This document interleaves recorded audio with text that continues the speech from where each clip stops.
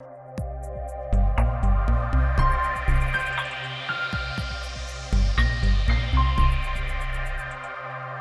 दोस्तों। जैसा कि आप सभी जानते हैं कि सरकार ने मंगलवार को अग्निपथ स्कीम को लॉन्च किया था। इस दौरान आपके देश के रक्षा मंत्री और तीनों सेनाओं के प्रमुख भी मौजूद थे। लॉन्च करने के दौरान सरकार को बिल्कुल भी एहसास नहीं होगा कि लॉन्च करने के 2 दिन बाद ही इसको लेकर पूरे देश भर में विरोध प्रदर्शन शुरू हो जाएगा, विशेषकर बिहार में। तो सबसे पहले आज के लेक्चर में हम लोग जानेंगे कि आखिर ये अग्निपथ स्कीम क्या है और देश के युवाओं के लिए इसका महत्व क्या होगा, भविष्य में सेना का जो रिक्रूटमेंट प्रोसेस है उसको किस तरीके से प्रभावित करेगी, क्या इस योजना के माध्यम से सरकार अपना डिफेंस बजट कम कर पाएगी और आगे आने वाला भविष्य जो आर्टिफिशियल इंटेलिजेंस का है जिसमें सेना के जो वेपन्स है मॉडर्नाइज हो जाएंगे, सोफिस्टिकेटेड हो जाएंगे, तो क्या ये जो 4 साल का सेवा अवधि होगा उसमें हम ऐसे ट्रेंड सैनिक तैयार कर पाएंगे जो मॉडर्नाइज इक्विपमेंट्स को चलाने में माहिर होंगे। और कई सारे रक्षा विशेषज्ञ जो अग्निपथ योजनाओं को क्रिटिकल एनालाइज करने के बाद इनकी कमियां बता रहे हैं, इस पर भी हम काफी विचार विमर्श करेंगे। तो आज का लेक्चर अग्निपथ का एक डीप एनालिसिस करने वाला है। जहां तक मैं समझ पा रहा हूं कि जिस तरीके से कृषि कानून देश की सरकार के लिए गले की हड्डी बन गए थे, उसी तरीके से मुझे ऐसा लग रहा है कि जो अग्निपथ योजना है ये भी देश की सरकार के लिए गले की हड्डी बनने जा रही है, क्योंकि इसको लॉन्च करने से पहले सरकार ने किसी प्रकार का संवाद स्थापित नहीं किया और देश के युवाओं के लिए जो सेना का महत्व है उस महत्व को कहीं ना कहीं ये योजना कम करती दिखाई दे रही है। आइए जानते हैं कैसे ये महत्व को कम कर रही है। तो सबसे पहले आप मेरी स्क्रीन में अग्निपथ का एक पूरा स्ट्रक्चर देख पा रहे हैं। एक रिक्रूटमेंट स्कीम है ये। सरकार यहाँ पर कहती है कि जो अग्निपथ स्कीम है ये देश के उन जवानों के लिए है जो देश के लिए समर्पित है और देश की सेवा करना चाहते हैं। यहाँ पर सरकार एक बेसिक स्ट्रक्चर देती है जिसमें सरकार कहती है कि जो भी इस योजना के अंतर्गत सेना में आने के लिए आवेदन करेगा उसकी न्यूनतम आयु 17 वर्ष होनी चाहिए और 17 से 21 वर्ष के बीच का युवा इस योजना के अंतर्गत सेना के लिए अप्लाई कर सकता है। तो यहाँ पर सरकार ने एक तरीके से आप देखोगे थोड़ा सा हिंट मिल रहा है कि सरकार कहीं ना कहीं जो एवरेज एज है सेना में एंटर करने के लिए उसको कम करने का भी विचार कर रही है। तो 17 से 21 वर्ष सरकार ने क्या कर दिया, आयु का निर्धारण कर दिया है। ठीक। इसके बाद कई सारे लोगों के मन में सवाल उठ रहा होगा कि इसकी रिक्रूटमेंट प्रोसेस क्या होगी। देखिए, रिक्रूटमेंट प्रोसेस में कोई चेंज नहीं आएगा। आपको पता होगा कि सेना में घुसने के लिए, खासकर अधिकारी बनने के लिए जो अभी हमारे देश में एनडीए सीडीएस के अलग अलग एग्जाम्स होते हैं, इसी पैटर्न पर ये एग्जाम होगा जिसमें रिटन टेस्ट भी होगा, आपका साइकोलॉजिकल टेस्ट भी होगा और जब आप सारे फेजेस को पार कर लोगे उसके बाद ही आप इसमें एंटर कर पाओगे। तो वहां पर किसी प्रकार की कमी देखने को नहीं मिलेगी। ठीक है। तो यहाँ पर आप देखेंगे स्क्रीन में मेरे कि मंगलवार को इस अग्निपथ योजना को लॉन्च किया गया था जिसमें रक्षा मंत्री राजनाथ सिंह मौजूद थे। वहीं हम आपके जो थल सेना अध्यक्ष है मनोज पांडे, नौसेना प्रमुख आर हरि कुमार और वायुसेना प्रमुख राकेश सिंह भदौरिया ये भी मौजूद थे। इस योजना में सरकार ने साफ कहा कि जो भी युवा सैनिक बनकर या जो भी युवा इस एग्जाम को क्रैक करने के बाद रिक्रूट होंगे इनको अग्निवीर कहा जाएगा। तो सबसे पहले इंपॉर्टेंट शब्द आता है अग्निवीर। क्या? तो अग्निवीर का मतलब है वो युवा जो इस स्कीम के अंतर्गत सेना में एंटर होंगे वो अग्निवीर कहलाएंगे। ठीक, काफी अच्छा नाम है, इससे आपको पता पड़ रहा होगा। अब सीधी सी बात है कि यहां पर एक सबसे बड़ा जो कहते हैं कि जो विवादास्पद पॉइंट है कि ये जो पूरा का पूरा टेन्योर होगा जॉब का, सपोज करें कि एक युवा 17 साल की उम्र में अग्निपथ स्कीम के अंतर्गत सेना में रिक्रूट हो गया। अब इसकी जो जॉब ड्यूरेशन होगी, जो सेवा अवधि होगी, मात्र 4 वर्षों की होगी। तो ये जो 4 वर्ष हैं ये सबसे बड़ा ये विवाद का बिंदु बनता जा रहा है, क्योंकि युवाओं के मन में खासकर सेना को लेकर एक हमेशा से डेडिकेशन रहा है। और कई सारे युवा आज भी हमारे देश में हरियाणा, बिहार, उत्तर प्रदेश, मध्य प्रदेश, कहीं भी देश के किसी भी राज्य की बात कर ले तो यहाँ के युवक मतलब 8th या 9th क्लास से डेडिकेट हो जाते हैं कि उनको फौज में जाना है। और यदि युवा को कहा जाए कि नहीं भैया अभी जो तुम अग्निपथ स्कीम से फौज में एंटर करोगे उसमें तुम्हारी जो जॉब ड्यूरेशन होगी 4 वर्षों की होगी, तो एक उसके मन में आता है कि मैं 4 साल बाद क्या करूंगा इससे निकलने के बाद। तो सबसे बड़ा इशू जो निकल के आ रहा है वो जॉब सिक्योरिटी का। हालांकि आज ही मैं यूपी के सीएम योगी आदित्यनाथ का ट्वीट पढ़ रहा था जिसमें उन्होंने कहा था कि देश के युवा भ्रमित ना हो, केंद्र सरकार की बहुत अच्छी योजना है ये, और जब उनका 4 साल का ड्यूरेशन कंप्लीट हो जाएगा तो इसके बाद यूपी पुलिस का जो रिक्रूटमेंट होता है उसमें अग्निवीरों को प्रायोरिटी दी जाएगी। हाँ, और इसमें सरकार ने भी कहा है कि कल को सपोज करो कि 4 साल की सेवा पूरा करने के बाद जब अग्निवीर बाहर आएगा,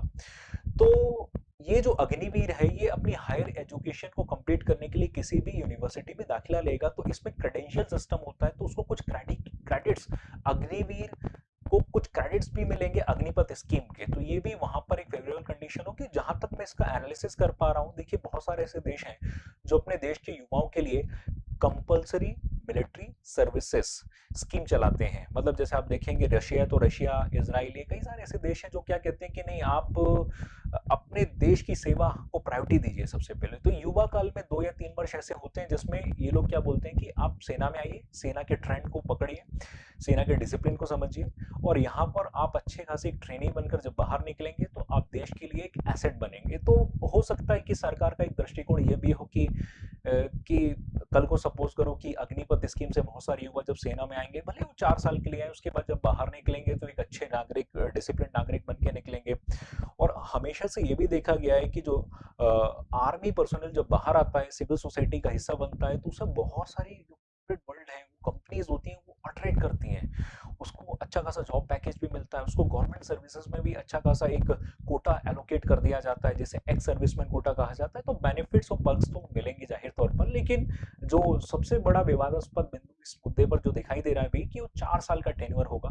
जबकि आपको पता होना चाहिए कि सेना शॉर्ट सर्विस कमीशन करके एक स्कीम भी चलाती है जिसमें 10 साल के लिए किसी भी कैडेट को भर्ती किया जाता है, और यदि उसका परफॉर्मेंस अच्छा है तो उसको एक्सटेंशन 4 साल का और मिल जाता है, यानी ओवरऑल 14 साल वो सेना में रहकर काम करता है। उसके बाद उसको रिटायरमेंट दे दिया जाता है, फिर वो बाहर जाता है तो कॉर्पोरेट वर्ल्ड में वो जॉब आसानी से कर लेता है, या गवर्नमेंट एग्जाम्स को क्रैक करके एक्स सर्विसमैन कोटा का फायदा उठाता है और गवर्नमेंट जॉब्स में भी इजी उसको एम्प्लॉयमेंट मिलता है। तो यदि इसको पॉजिटिवली देखा जाए तो पॉजिटिव साइड्स भी इसके काफी अच्छे दिखाई दे रहे हैं। लेकिन हाँ, 4 साल जो है, दूसरी बात यह है कि इस योजना में किसी भी रेजिमेंट के लिए आप आवेदन कर सकते हैं। मतलब स्पेसिफिकली किसी पर्टिकुलर रेजिमेंट के लिए स्कीम नहीं है, किसी भी रेजिमेंट के लिए आप आवेदन कर सकते हैं। और ये एक बहुत अच्छा पॉइंट मुझे जो लग रहा है कि रेजिमेंट में जाति धर्म क्षेत्र के हिसाब से भर्ती नहीं की जाएगी। तो अभी आपने देखा होगा कि एक डिबेट चल रही थी यूपी बिहार में कि सेना में अहिर रेजिमेंट की डिमांड हो रही थी, अहिर रेजिमेंट के बारे में।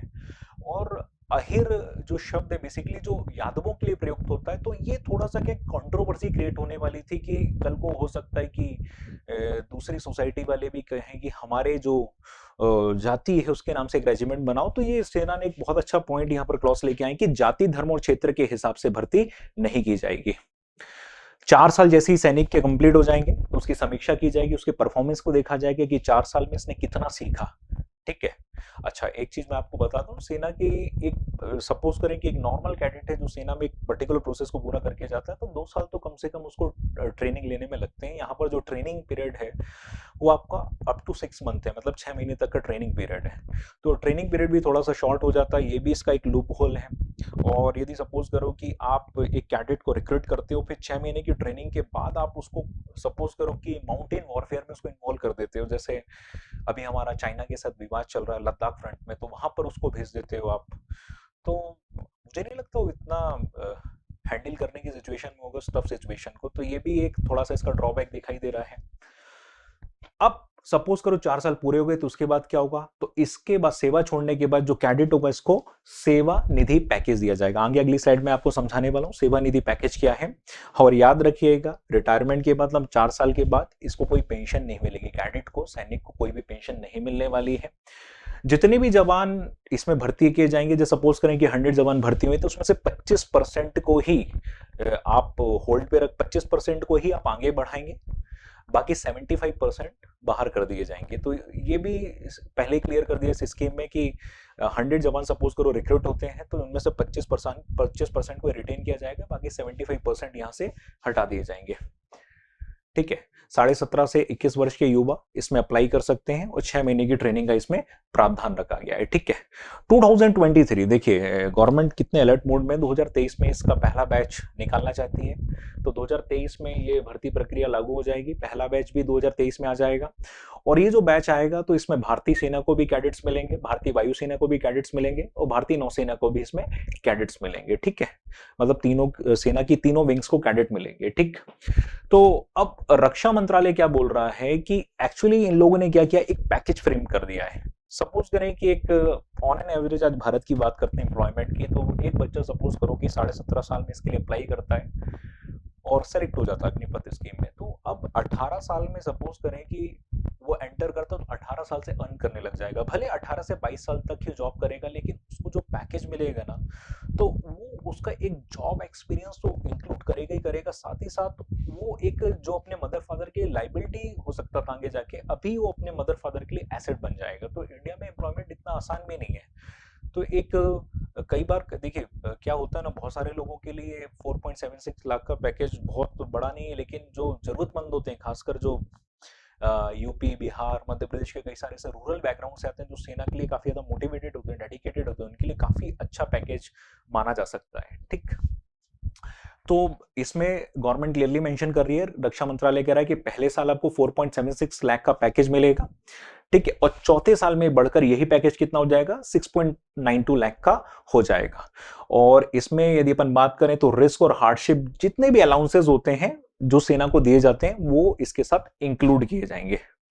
अब ये देखो, ये एक स्ट्रक्चर है जिसे बताया गया रक्षा मंत्रालय द्वारा। देखिए सपोज करिए कि अग्निपथ स्कीम में कोई बंदा एंटर हो जाता है, रिक्रूट हो जाता है। अब ये जो कैडेट है, फर्स्ट साल उसको सपोज करें कि इसको पहले साल 30,000 रुपए के हिसाब से मंथली वेतन मिलेगा। अब मंथली पहले मंथ की जो इसकी सैलरी है, इसमें 30 में से 21,000 रुपए यानी 70% इन हैंड मिलेगा। 9,000 एक फंड बनाया गया, म्यूचुअल फंड है, कॉर्पस फंड है, ये कोष है, जिसमें 9,000 इसका डिडक्ट होकर कॉर्पस फंड में चला जाएगा। अब 9,000 इसका डिडक्ट हो गया सैलरी में, तो इन हैंड सैलरी इसकी 21,000 आएगी और 9,000 सरकार मिलाना स्टार्ट कर देगी। तो पहले महीने से यदि अपन बात करें तो उसका जो कॉर्पस यानी ज्वाइंट फंड होगा तो 9,9 18,000, तो इसका हर महीने 18,000 रुपए जो कॉर्पस फंड है उसमें जुड़ने लग जाएगा। तो दूसरे मंथ भी यही होगा, 21,000 इसको इन हैंड मिलेगा, 9,000 इसका कॉर्पस फंड में चला जाएगा, सरकार भी 9,000 मिला देगी। तो ओवरऑल यदि अपन देखें तो 18,000 रुपए बेसिकली क्या हो जाएगा, इसके कॉर्पस फंड में चला जाएगा। ठीक है, अब पहले साल का ये पूरा, दूसरे साल में इसका सैलरी बढ़ जाएगा, कितना हो जाएगा, 33,000 पर मंथ हो जाएगा। 33,000 पर मंथ हो जाएगा तो 70% इसको इन हैंड मिलेगा, यानी 23,100 रुपए इसको इन हैंड मिलेगा और 9,900 रुपीज इसका कॉर्पस फंड में चला जाएगा और सरकार भी अपनी तरफ से 9,900 रुपीज मिलाते जाएगी। थर्ड ईयर में यदि अपन आते हैं तो पर मंथ इसका वेतन अब बढ़ के 36,500 हो जाएगा, जिसमें से 25,580 रुपए इसको इन हैंड मिलेगा और 10,950 रुपए बेसिकली इसका कॉर्पस फंड में चला जाएगा और सरकार भी इतना मंथली 10,950 अपनी तरफ से मिलाना शुरू कर देगी। और फोर्थ ईयर में इसको वेतन जो मिलेगा 40,000 होगा, जिसमें से 28,000 इसको इन हैंड मिलेगा और 12,000 इसका कॉर्पस फंड में जाएगा और सरकार भी अपनी तरफ से 12,000 रुपए प्रति माह के हिसाब से इसका फंड में कंट्रीब्यूट कर देगी।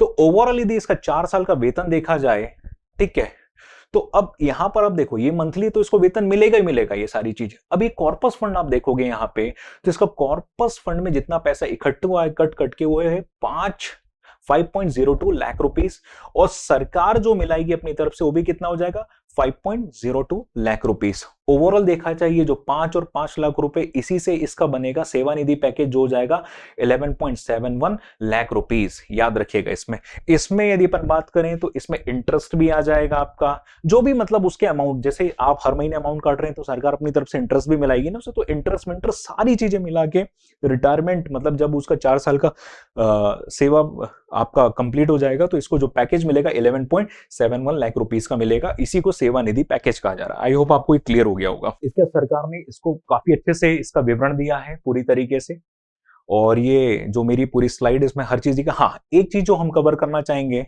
सपोज करो कि 4 साल की ड्यूरेशन में यदि कैडेट की डेथ हो जाती है तो क्या होगा। देखो हर कैडेट को क्या होगा, एक इंश्योरेंस कवर दिया जाएगा और ये जो इंश्योरेंस कवर होगा ये कितना होगा, 48 लाख रुपीस का होगा। ये हर कैडेट का एक इंश्योरेंस हो जाएगा जैसे ही रिक्रूट होगा इस स्कीम में। दूसरी यदि अपन बात करें, सपोज करो कि अपने टर्म के दौरान किसी की डेथ हो जाती है तो 48 लाख रुपीस तो उसका कवर है, साथ ही साथ 44 लाख रुपीस इसको अतिरिक्त सरकार अपनी तरफ से मिला के देगी। तो ओवरऑल देखा जाए कि यदि किसी भी कैडेट की डेथ होती है 4 साल के अंदर तो उसको लगभग 1 करोड़ से ऊपर पैसा सरकार की तरफ से प्रदान किया जाएगा, अपार्ट फ्रॉम सैलरी के अलावा ये सरकार गारंटी दे रही है। तो ऐसा नहीं, यदि किसी के मन में चिंता आती है कि मेरी तो 4 साल की नौकरी में रिस्क है, तो सरकार यहाँ अपनी तरफ से 1 करोड़ रुपीस देने का वादा भी कर रही है, ठीक है। और यदि सपोज करें कि कल को कोई अपंग हो जाता है, जैसे कई सारी एक्सट्रीम क्लाइमेटिक सिचुएशन में ड्यूटी लगती है, क्योंकि इसमें बाउंडेशन नहीं है कि आपको हम बिल्कुल नॉर्मल छावनियों में ही रखेंगे, आपको एक्सट्रीम सिचुएशन में भी रख सकते हैं। देखिए यहाँ पर लिखा भी है, पहाड़ों से लेकर रेगिस्तान तक के विभिन्न इलाकों में जल, थल या वायु में राष्ट्र की सेवा का अवसर, तो आपकी पोस्टिंग कहीं पे भी की जा सकती है। तो कल को सपोज करो कि जैसे सपोज करो कि आपको जम्मू कश्मीर में, तो वहां पर एवलांच आ गया, बर्फीला तूफान आ गया, सियाचिन में पोस्टिंग थी, एक्सट्रीम सिचुएशन, तो विकलांगता की स्थिति में क्या होगा, तो लगभग यदि अपन बात करें तो ये 44, 25, 15 लाख रुपीस, समझ गए ना, ये सरकार की तरफ से क्या दी जाएगी, एक मुश्त अनुग्रह राशि प्रदान की जाएगी। क्लियर हुआ ये? तो सरकार ने यहां पर भी मेंशन करके रखा हुआ है, ठीक। अब 4 साल की नौकरी पूरी हो गई, सबसे पहला आपको क्या फायदा मिला, आपको आर्मी में रहने का एक्सपीरियंस मिला, आपने डिसिप्लिन सीखा, आप वेपन से इंट्रोड्यूस हुए, आपने देखा कि सेना किस तरीके से मॉडर्नाइज हो रही है। ये एक बहुत बड़ा प्रैक्टिकल एक्सपीरियंस लेके आप बाहर आएंगे। तो जब आप सिविल सोसाइटी में आएंगे ना, तो आप अपने एक्सपीरियंस को कई सारे कामों में लागू कर सकते हैं, पहला ये बेनिफिट मिलेगा, ठीक है। आप हायर एजुकेशन में चले जाइए, इसके बाद आप चाहें तो मल्टीनेशनल कंपनी से जुड़ने लग जाइए, तो आपके पास बहुत सारे ऑप्शंस होंगे। और हो सकता है कि जैसे भी सेंट्रल गवर्नमेंट की स्कीम है, तो जो बीजेपी ओन्ड स्टेट्स हैं उनकी गवर्नमेंट अब अनाउंस करना स्टार्ट कर दें कि आप कल को यदि सपोज करो पुलिस रिक्रूटमेंट की प्रोसेस होती है, तो हम अग्नि वीर के लिए भी एक स्पेशल कोटा बना देंगे। तो आपको पर्क तो मिलने तय हैं, यहाँ पर आपको घाटा नहीं होने वाला है, लेकिन युवाओं के मन में थोड़ा सा रोष है कि यार ये 4 साल का जो ड्यूरेशन है काफी कम होता है, जब शॉर्ट सर्विस कमीशन का फंडा ऑलरेडी अप्लीकेबल है वहां पर 10 साल के लिए, तो एटलीस्ट कई सारे लोगों को लगता होगा कि 10 साल तो हमको सेना में रहना चाहिए कम से कम, ठीक। और कई सारे लोगों के मन में ये भी आ रहा होगा कि भैया 4 साल के लिए हम सेना में जाने तो पेंशन तो मिलने नहीं है, तो सरकार आपको कई सारे पर्क्स दे रही है, जिसमें सेवानिधि फंड है लगभग 11.71 लाख रुपीस का, ठीक है। सरकार ये भी कह रही कि ये जो आपको 11.71 लाख रुपीस की सेवानिधि देगी, इसमें किसी प्रकार का टैक्स नहीं लगेगा, ठीक। 4 साल जब तक आप जॉब पीरियड में रहेंगे, 48 लाख रुपए का आपको जीवन बीमा कवर भी दिया जाएगा। और अभी जैसा मैंने आपको ये सारी चीज समझाई थी कि यदि इनके सर्विस के दौरान किसी की डेथ हो जाती है तो 1 करोड़ से ऊपर आपको सरकार पेमेंट करेगी, तो ये भी एक एडवांटेज मिल रहा है। अब क्रिटिक्स क्या कहते हैं, ये जो पूरी की पूरी योजना है इसके मैंने आपको बेनिफिट्स तो बता दी, क्रिटिक्स क्या कहते हैं, ठीक है। देखिए सबसे पहला यहाँ पर जो सबसे बड़ा एक कहते हैं ना कि एक पॉइंट ऑफ कंसर्न है कि एक कॉन्ट्रेक्चुअल प्रोसेस है, कॉन्ट्रैक्ट बेसिस में आप, मतलब कहते हैं ना कि जैसे सपोज करें कि आपको काम लेना है। अब जैसे कई बार आपने देखा होगा भारत और चीन की सेना का कई बार कंपैरिजन किया जाता है स्ट्रेंथ वाइज। अब सपोज करें कि भारत के जो एक्टिव मिलिट्री पर्सोनेल्स हैं वो लगभग, मान लो एक एग्जांपल लेते हैं, वो 10 से 11 लाख हैं, और double front to front war हो सकता है, हमें 5 लाख अतिरिक्त सैनिकों की जरूरत पड़ेगी, तो 5 लाख हमारे पास अतिरिक्त रिजर्व सैनिक होने चाहिए। तो हो सकता है भविष्य में जो 5 लाख अतिरिक्त रिजर्व सैनिक हों ये अग्निवीर ही हों। एक लॉजिक लगा के मैं आपको समझा पा रहा हूं, ठीक है। तो यहाँ पर सरकार क्या सोच रही है कि थोड़ा सा अपना बजट भी कम किया जाए। मैं आगे समझाऊंगा आपको कि डिफेंस बजट का इस स्कीम से क्या लेना देना है, लेकिन ये जो कॉन्ट्रेक्चुअल जॉब है थोड़ा सा, ये एक थोड़ा सा कई सारे लोगों को मन में अखर रहा है कि यार ये सेना के साथ ही एक्सपेरिमेंट क्यों है, ये पैरामिलिट्री फोर्सेस में अपन पहले अप्लाई करते, देखते कि इसके प्रॉस क्या है, इसके कॉन्स क्या है, उसके बाद अपन इसको अपने डिफेंस में लेके आते। तो कई सारे लोगों के मन में, तो देखते हैं कि क्रिटिक्स क्या क्या कहते हैं। जैसे सरकार की पता होगा आपको कैबिनेट कमेटी ऑन सिक्योरिटी होती है, सीसीएस होती है, तो सुरक्षा मामलों की मंत्रिमंडल समिति की बैठक में अग्निपथ स्कीम को मंजूरी प्रदान की गई थी। और सरकार तो अपने फायदे ही गिनाएगी, कोई भी स्कीम हो, भले ही दूसरों को पसंद आए, सरकार तो उसके फायदे गिनाएगी, ठीक है। अब यहां पर जो रक्षा विशेषज्ञ पीके सहगल हैं, उनकी बात अपन समझ लेते हैं जो उन्होंने कहा है। इन्होंने सबसे पहला पॉइंट किया 6 महीने की ट्रेनिंग का। इन्होंने कहा है कि 6 महीने की ट्रेनिंग को योद्धा 6 महीने की ट्रेनिंग योद्धा को तैयार करने के लिए नाकाफी है। बिल्कुल सही बात है भाई, आप आर्मी में जा रहे हो, आपको मॉडर्नाइज वेपन के साथ इंटरेक्ट होने में ही काफी समय लग जाता है। एकदम से तो आपकी पोस्टिंग मिसाइल रेजिमेंट में होनी जाएगी, और 6 महीने की ट्रेनिंग में क्या आप जितने भी मॉडर्नाइज वेपन है इनको ऑपरेट करना शुरू कर देंगे, वो भी प्रैक्टिकली पॉसिबल नहीं है। तो ये सबसे पहला इन्होंने पॉइंट आउट किया है, और ये कहते हैं कि एक अच्छा सैनिक बनने में 6 से 7 साल लग जाते हैं। ठीक है, और अब ये जो दौर आने वाला है, ये सुपर सोफिस्टिकेटेड इक्विपमेंट्स का दौर आने वाला है। इसमें बहुत सारे वेपन्स आर्टिफिशियल इंटेलिजेंस से लेस होंगे। 6 महीने की ट्रेनिंग में क्या आप इस तरीके के वेपन्स को हैंडल कर पाएंगे, यही हम डिस्कशन कर रहे थे। रक्षा विशेषज्ञ पीके सहगल का भी यही कहना है। इसके बाद पीके सहगल कहते हैं कि समर्पण की भावना कैसे आएगी। एक सैनिक जो 15 साल से मिलिट्री में है, डिफेंस में है, उसका डेडिकेशन हमेशा कहते हैं ना, वतन के लिए मर मिटने के लिए तैयार रहता है। क्या ये डेडिकेशन 4 साल के पीरियड में किसी कैडेट के अंदर आएगा? तो ये भी ये पॉइंट आउट करते हैं अपनी बात में।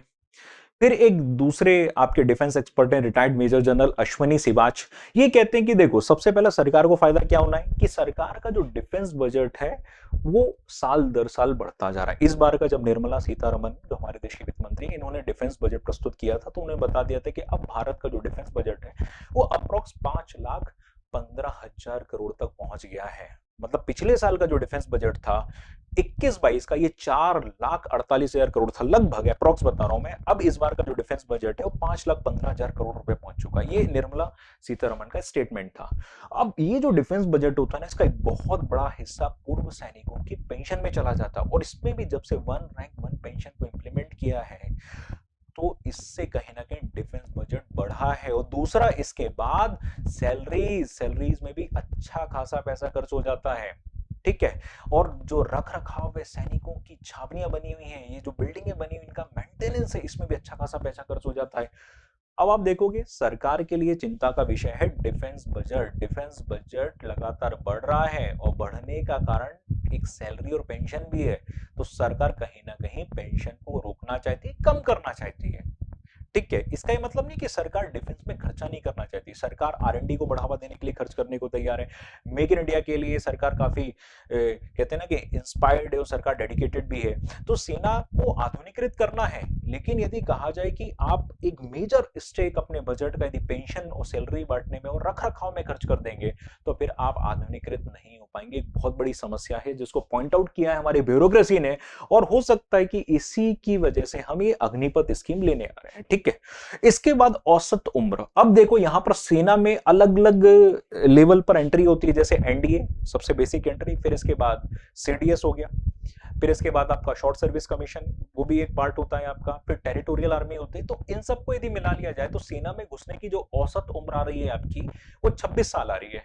और यहां पर ये लोग क्या करना चाहते हैं, आर्मी को और फिट बनाना चाहते हैं। अभी जैसे कुछ दिनों पहले एक्सोस्केलेटन पर डिबेट हो रही थी कि लद्दाख में जो सैनिक तैयार हैं, ये एक्सट्रीम वेदर सिचुएशंस में है, ऑक्सीजन कम हो जाता है। अब इनको यदि एक्सोस्केलेटन पहना दिया जाए, जो एक रोबोट एक तरीके से, तो इससे इनका परफॉर्मेंस बढ़ेगा। एक सैनिक जो 12 घंटे ड्यूटी कर पा रहा था, वो 18 घंटे तक की ड्यूटी भी कर लेगा, और हैवी लोड्स को भी उठा लेगा।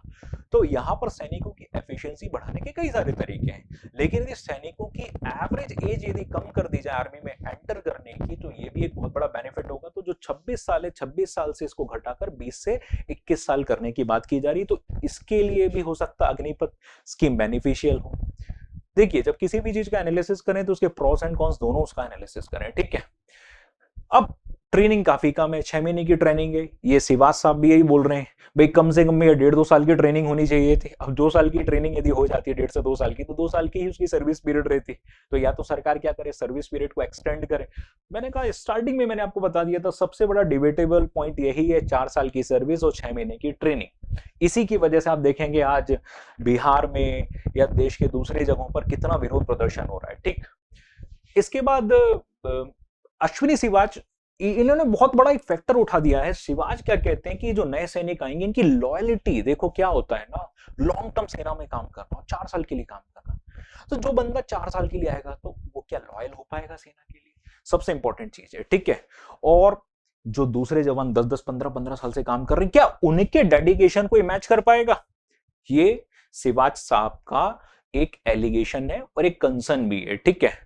अब सपोज करें कि सिवाच साहब कहते हैं कि इस स्कीम में 100 में से मान लो 25 सैनिकों को रिटेन कर लिया गया, 75 सैनिक बाहर कर दिए गए। 75 सैनिक जो बाहर होंगे ये क्या करेंगे आगे जाके? मैंने आपको पहले बताया था, राज्य सरकारें कुछ ना कुछ इनके लिए स्कीम लाएंगे, इनको इंक्लूड करेंगे। अब सपोज करो इंक्लूड नहीं किया, आर्मी से ट्रेनिंग लेके आ गया और यदि उसके दिमाग में कुछ एंटी सोशल बात आ रही है तो हो सकता है देश के लिए घातक हो जाए। एक कंसर्न है, पॉइंट ऑफ कंसर्न है। देखो यही बात होती है, डेडिकेशन नहीं आ रहा तो फिर हम क्या करेंगे, आगे कोई भी जॉब को ऑप्ट कर लेंगे। हो सकता है कि ये जो 75% बाहर निकले इनमें से कुछ एक आध गलत रास्ते में भी जा सकता है, तो ये देश के लिए घातक हो सकता है, क्योंकि ये आर्मी ट्रेनिंग लेके आया है भाई, तो ये उठा रहे हैं, ठीक है। तो इसलिए ये कहते हैं कि सरकार रिटायरमेंट के बाद इनकी जॉब सुनिश्चित करे, और ये इनका ये भी कहना है कि इस तरीके का एक्सपेरिमेंट आर्मी के साथ डायरेक्ट नहीं करना चाहिए था, पहले पैरामिलिट्री में इस तरीके की एक्सपेरिमेंट्स को करके देखना चाहिए था, फिर उसके बाद उसका एनालिसिस करते, फिर आर्मी में इस चीज को हम लागू करते। लेकिन देखिए सरकार का, अब आप समझ गए होंगे सरकार क्या चाहती है, डिफेंस बजट को कहीं ना कहीं मैनेज करना चाहती है, इसलिए अग्निपथ स्कीम लेके आई गई है। अब पाकिस्तान और चीन बॉर्डर, देखो ये बहुत इंपॉर्टेंट फैक्टर है, देखना टू फ्रंट वॉर का खतरा है। सपोज करो कि अभी अमेरिका के रक्षा विशेषज्ञ भारत में आए थे, उनके जो जनरल थे उन्होंने कहा कि यार ये चाइना परमानेंट इंफ्रास्ट्रक्चर बना रहा है लद्दाख साइड में, कल को सपोज करो वॉर हो जाता, अच्छा इंडिया और चाइना के बीच में फुल फ्लेज वॉर नहीं होने वाला डायरेक्ट, ये एक लिमिटेड वॉर होगा, ठीक है। अब इसमें आपको चाहिए ट्रेन्ड पर्सोनेल्स जो वहां की विषम परिस्थितियों के अनुसार लड़ सके, ठीक है। अब क्या ये अग्निपथ स्कीम वाले सैनिक काम आएंगे? ये तो रिजर्व बटालियन में चले जाएंगे ना ये। तो टू फ्रंट वॉर को देखते हुए आपको क्या चाहिए, ट्रेन पर्सोनल्स की एक अच्छी खासी आपके पास यूनिट होनी चाहिए, ठीक है, रेजिमेंट होनी चाहिए। क्या ये अग्निपथ स्कीम वाले कैडेट्स ये ट्रेन पर्सोनल्स बन पाएंगे? तो टू फ्रंट वॉर के खतरे में हमें ट्रेन सैनिकों की जरूरत है दोनों मोर्चों पर, और कहीं ना कहीं हमको नहीं लगता कि इस स्कीम से ट्रेन सैनिक निकलने वाले हैं, ऐसा कहना है रक्षा विशेषज्ञ दिनेश नैन का। देखिए रक्षा विशेषज्ञ दिनेश नैन ने कहा है कि भारत के साथ पाकिस्तान और चीन के दो बड़े बॉर्डर हैं, इसे आर्टिफिशियल इंटेलिजेंस की मशीनों से कवर करना नामुमकिन है। बिल्कुल सही, इसे सिर्फ ट्रेन जवानों से ही कवर किया जा सकता है। इसके उलट अब ट्रेन सैनिकों की संख्या 25% ही रह जाएगी। कारण है कि 4 साल की सर्विस के बाद 75% बाहर हो जाएंगे, तो ये भी इनका अच्छा कंसर्न है। फिर नैन आगे बोलते हैं कि हर साल करीब 60,000 सैनिकों का रिटायरमेंट होता है। पॉइंट आउट करिए, ये अच्छा डेटा है, इतना ही भर्तियां होती हैं, मतलब जितने सैनिक रिटायर हो रहे हैं ऑलमोस्ट उतनी भर्ती हो जाती हैं, ठीक है। उन्होंने सवाल किया कि कितने लोगों को रिटायरमेंट के बाद नौकरियां मिलती हैं। अग्निपथ स्कीम से 4 साल के लिए भर्ती हो गए, इसमें 6 महीने ट्रेनिंग होगी, सैनिकों की छुट्टी भी होंगी। अच्छा हाँ, सैनिकों को पता होगा हर 6 महीने में छुट्टी भी मिलती है, तो छुट्टियों को भी इंक्लूड करना पड़ेगा। तो मुश्किल से ये जो अग्निवीर होगा 2 साल की नौकरी कर पाएंगे ये, तो इससे सेना का मनोबल गिरेगा। और इन्होंने बताया 1947, 62, 65 कारगिल जैसे जितने भी युद्ध हमने जीते हुए इसमें हमारे पास ट्रेन पर्सोनेल्स थे, तो इनका भी एक अच्छा ओपिनियन है। और ये बाद में एक एलिगेशन भी लगाते हैं कि कई सारे लोगों को ये लगता है कि सेना में जो भी जवान जाते हैं, जो ऑफिसर जाते हैं, इनको बहुत सारी सुविधा दी जाती है, जैसे एक पर्क होता है आर्मी कैंटीन का, मिलिट्री कैंटीन जिसको कहा जाता है। तो ब्यूरोक्रेट्स की नजर इन पर पड़ गई है, कहते हैं आर्मी के लिए अलग हॉस्पिटल्स हैं, अलग कैंटीन्स हैं। देखो भाई, आर्मी और पुलिस में डिफरेंस होता है, आर्मी और ब्यूरोक्रेट्स में भी डिफरेंस होता है। एक ब्यूरोक्रेट का सिविलियन काम होता है, आर्मी का सिविलियन काम ना के बराबर होता है। प्लस आर्मी यदि कहीं पर भी ऑपरेशन कंडक्ट करती है, जैसे जम्मू कश्मीर में आपने देखा होगा असम राइफल्स के साथ कई बार ये असम राइफल्स, जम्मू कश्मीर पुलिस, ठीक है, और आर्मी की अलग अलग बटालियन से ये ऑपरेशन कंडक्ट करती हैं। अब ऑपरेशन कंडक्ट करने के वजह अपने टेररिस्ट को न्यूट्रलाइज किया, तो ये जम्मू कश्मीर वाले, जम्मू कश्मीर पुलिस वाले क्या होते हैं, ये अपने कोई स्पेसिफिक बटालियन नहीं होती इनकी, ये अपने घरों में, अब घरों के आसपास में इनके फ्रिंज एलिमेंट्स हैं। अब वो फ्रिंज एलिमेंट देख लेगा यार ये तो ऑपरेशन कर रहा है, काउंटर ऑपरेशन कर रहा है, ठीक है। जबकि आर्मी के जितने भी लोग हैं, असम राइफल्स वाले, अपनी बटालियन में चले जाएंगे, अपनी छावनी में चले जाएंगे, तो एक सिक्योरिटी इशू भी तो होता है ना। तो आर्मी के लिए हॉस्पिटल्स भी जरूरी है, बिल्कुल, मिलिट्री कैंटीन भी, इनको पक्ष देना पड़ेगा, क्योंकि कभी भी ये देश के लिए शहीद हो सकते हैं, कभी भी एक्सट्रीम, क्योंकि भागते नहीं, इनके लिए फंडामेंटल राइट्स नहीं होते हैं, ठीक है। तो ब्यूरोक्रेसी, इनका एक एलिगेशन है नैन साहब का कि भैया ब्यूरोक्रेट्स से क्या चाहते हैं कि आर्मी का जो ये ऑपरेशनल कॉस्ट है कमी लाई जाए कैसे भी करके। तो मेरा तो ऐसा मानना है, और इन्होंने एलिगेशन लगाया कि ये आईएएस लॉबी है जो सेना का स्तर गिराना चाहती है, जो राजनीति के लोग नहीं समझ पा रहे हैं। तो एक बहुत बड़ा एलिगेशन आईएएस लॉबी के ऊपर। ठीक है, तो अब एक एनालिसिस कर लेते हैं कि सरकार के ऊपर खर्च का कितना दबाव आया है। देखिए, मैंने अभी शॉर्ट सर्विस कमीशन के बारे में बताया था, ये लिखा हुआ है 10 साल की सर्विस का टेन्योर रहता है और अच्छा काम करते हैं तो 4 साल और बढ़ा दी जाती है। ठीक है, 2022-23 के लिए 5,25,166 करोड़ रुपए के बजट का प्रावधान है, याद रखिए ये। ठीक है, यदि अपन आजकल एक ट्रेंड चलता है ना, कितने बिलियन डॉलर का बजट है, अप्रोक्सीमेट ये याद रखना 70 से 80 बिलियन डॉलर के बीच का बजट है ये। ठीक, और इस बजट में 1,19,696 रुपए करोड़ रुपए, मतलब सोचो 5,25,166 में से 1,19,696 रुपए पेंशन में खर्च हो जाते हैं।